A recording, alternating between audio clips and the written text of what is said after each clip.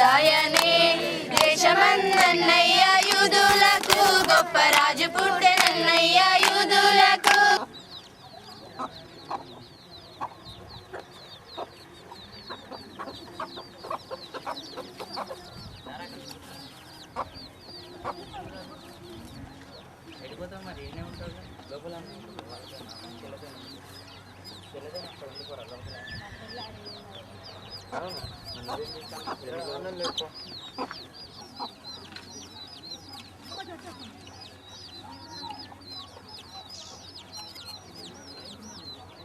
సరే ఒకేసారి స్పాట్లో రాలేకపోయినా, లేట్ అయింది.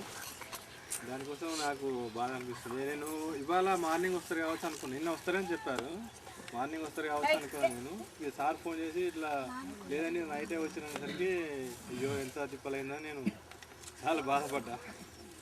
సరే, మీకు చిన్నతనంలోనే ఇంత ఉద్దేశం మీకు వచ్చిందంటే, అనాథలకు సేవ చేయాలంటే భాగ్యం మీకు ఇంత చిన్నతనంలో మీకు కలిగిందంటే నాకు చాలా హ్యాపీగా అనిపిస్తుంది. మేము ఇంత పెద్ద పెరిగినాక మాకు అనిపిస్తుంది కొంచెం, మీకు ఇంత చిన్నతనంలో మీకు ఈ ఆలోచన వచ్చిందంటే మీరు ఎంతమందికి సేవ చేస్తారో రాబోయే రోజులలో నాకు ఇప్పుడు అర్థమవుతుంది. కాబట్టి మీరు ఇంత విధి ప్రకారంగా చాలా బాగా చేశారు.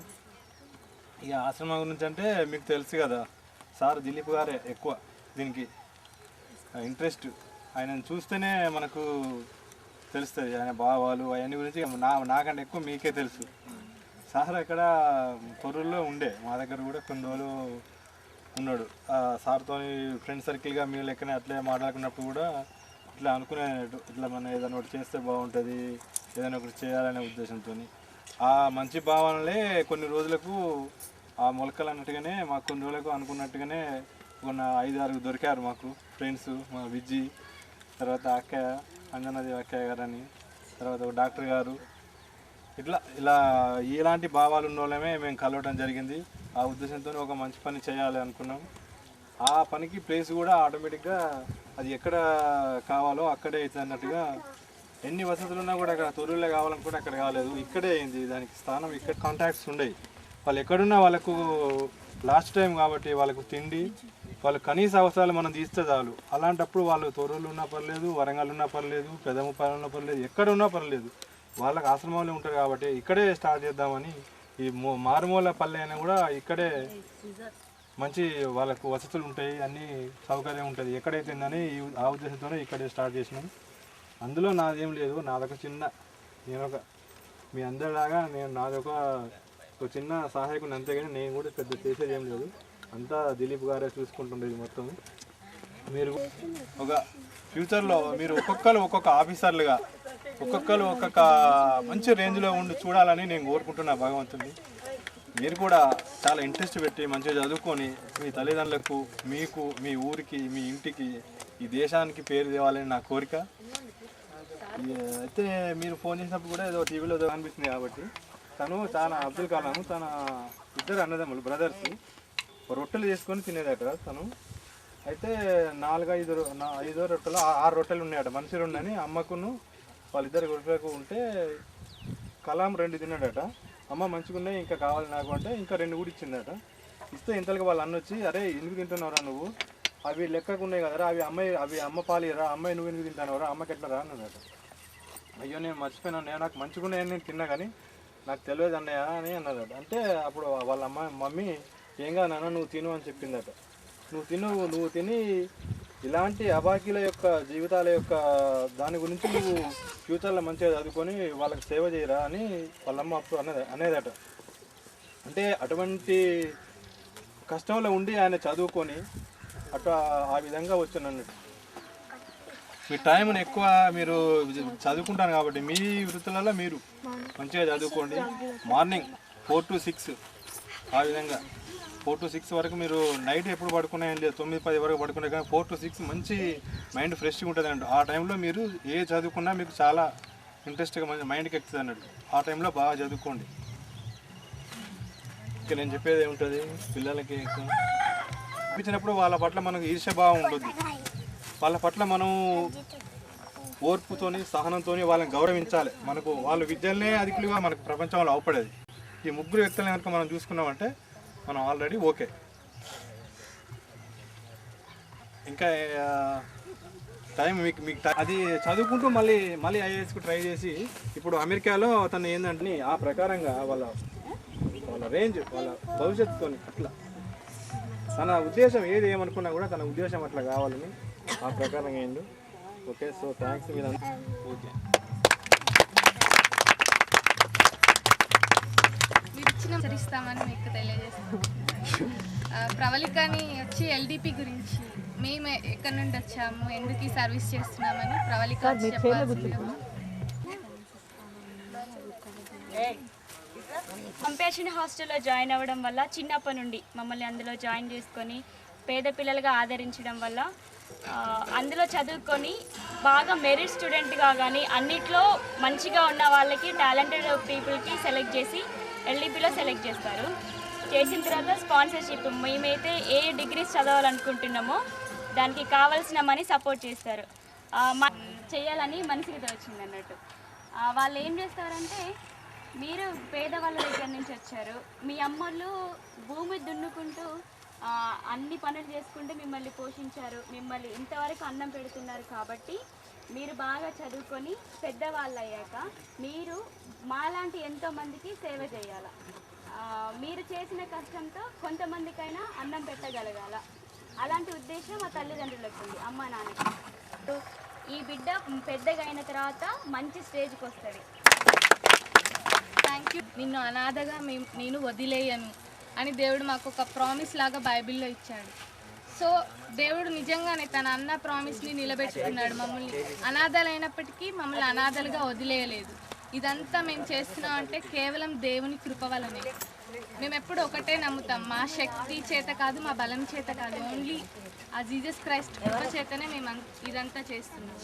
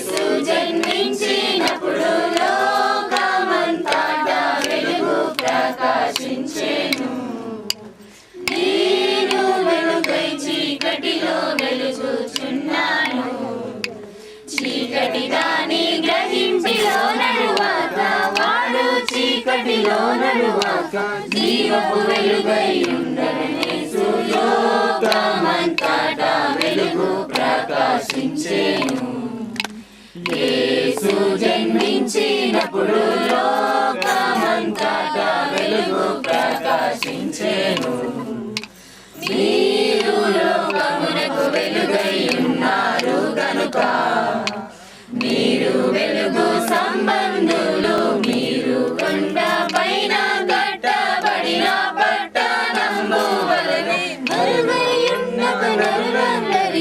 మరుగై నరులందరికీ వెలుగై ఉండురని యేసు లోకమంతటా వెలుగు ప్రకాశించెను యేసు జన్మించినప్పుడు లోకమంతటా వెలుగు ప్రకాశించెను రాజు ప్రభువైన యేసు నమస్కరింపరాండి నమస్కరింపరాండి నమస్కరింపరాండి ఉత్సాహముతో సర్వేశ్వరుడు నరరూపమెత్తి కన్యకు పుట్టినెడు వేంచేసెను మానవ జన్మమెత్తిన శ్రీ యేసు నీకు నమస్కరించి పూజింతుము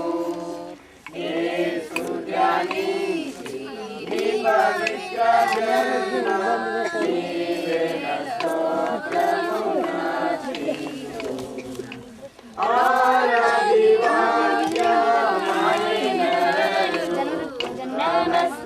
నమస్కరింపరాండి నమస్కరింపరాండి నమస్కరింపరాండి ఉత్సాహముతో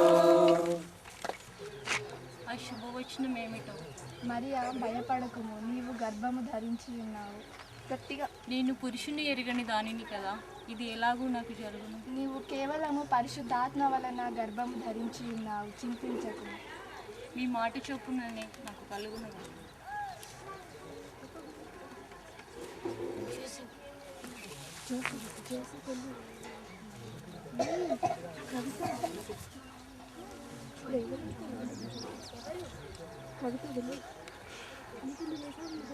నీ భార్య అయిన మరియను చేర్చుకొనుటకు భయపడకుము.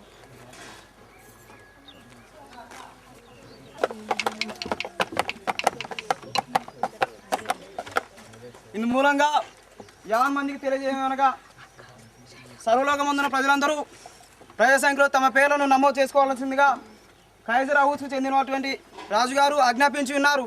కావున అందరూ తమ పేర్లను నమోదు చేసుకోవాల్సిందిగా కోరుచున్నామహో. ప్రజా సంఖ్యలో పేర్లు నమోదు చేసుకుందాం.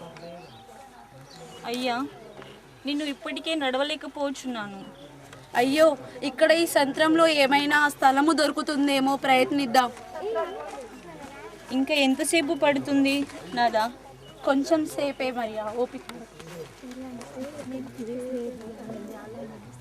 నాదా, నిన్ను నడవలేను, వచ్చేసా. నా భార్య నిండు చూడాలని మీరింట్లో ఏమైనా స్థలం దొరుకుతుందా? ఇల్లంతా నిండుగా ఉందండి. ఇల్లంతా చుట్టాలు ఉన్నారు, వేరే ప్లేస్కి వెళ్ళండి.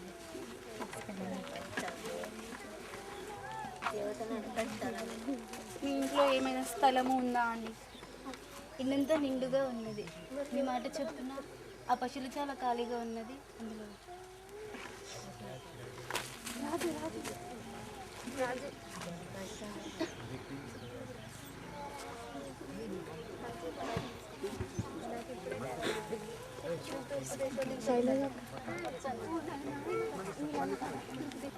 ఎవరక్కడ మన రాజ్యం ఎలా నడుస్తున్నది, మన పరిపాలన గురించి ప్రజలు ఎలా అనుకుంటున్నారు? గొప్పగా అనుకుంటున్నారు రాజా. చూడన్నా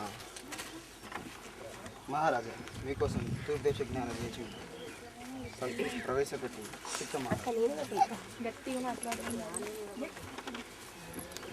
ప్రణామం మహారాజా. మేము తూర్పు దేశం నుంచి వచ్చిన జ్ఞానులము. మీరు వచ్చిన సందేశం ఏమిటి? యూదుల రాజుగా పుట్టినవాడు ఎక్కడున్నాడు? తూర్పు దిక్కున ఆయన నక్షత్రంలో చూసి ఆయన పూజింపవచ్చుతుంది రాజా. తూర్పుది రాజా. మీరు వెళ్ళి ఆ సంగతి విచారించుడి. నేను మీతో వచ్చేదా? అప్పుడు నేను వచ్చి ఆ కానుకలను సమర్పించాను. ఇది ఎలా సాధ్యమా? ఇది జరుగునా? ఎవరక్కడ? చిత్తము ప్రభు. పూజారి గారు, తూర్పు దేశమునకు నాకంటే గొప్ప రాజు వస్తున్నాడా? అతని ఇంతకుముందు జ్ఞానం చెప్పడం ఏంటో నాకు తెలియదు. అది ధర్మశాస్త్రంలో అతని గురించి ఏం తెలుసుందో ఒకసారి తర్కించి చెప్పగలరా? చిత్తము ప్రభు. యూదుల రాజు బెత్లెహేములోనే పుట్టును. ఎలైనగా యూదయ దేశపు బెత్లెహేమ, నీవు యూద ప్రధానంలో ఎంత మాత్రము అల్పమైన దానవు కావు. ఇశ్రాయేలును నా ప్రజలను పరిపాలించు అధిపతి నీలో నుండి వచ్చును అని ఇతను నేను అంతమొందించదా? ఎవరక్కడ? ఈ దేశానికి నాకంటే గొప్ప రాజు పుట్టబోచున్నాడని జ్ఞానులు ఆదేశించారు. అక్కడ ఈ నా రాజ్యంలో 2 సంవత్సరాల పిల్లలున్న అందరినీ మగపిల్లవారిని నరికివేయండి.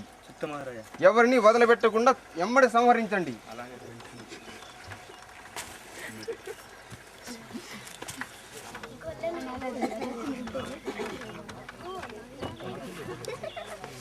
అరే చిన్నోడా, పడకుడి. ఇదిగో ప్రజలందరికీ కలగబోనట్టి మహా సంతోషకరమైన సువర్తమానము నేను తెలియజేస్తున్నాను.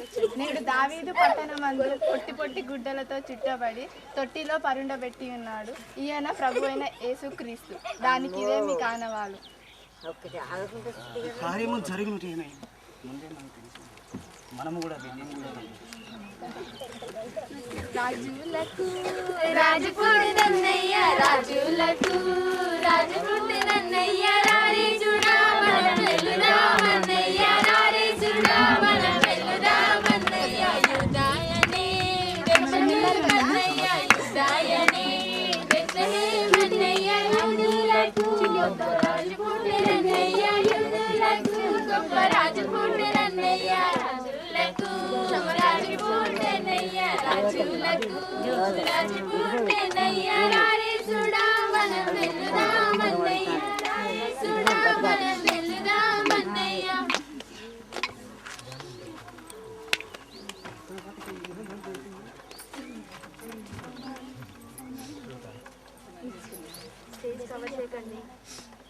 సరే సరే.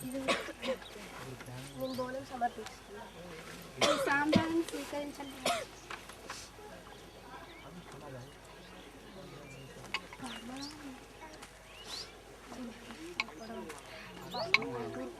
సర్వోన్నతమైన స్థలములలో దేవునికి మహిమ, సర్వోన్నతమైన స్థలములలో దేవునికి మహిమ. శ్రీయేసుండు జన్మించరే, ఓ శ్రీయేసుండు జన్మించరే, ఓ నేడు పాయాక బెత్లెహేమయుని, నేడు పాయాక బెత్లెహేమ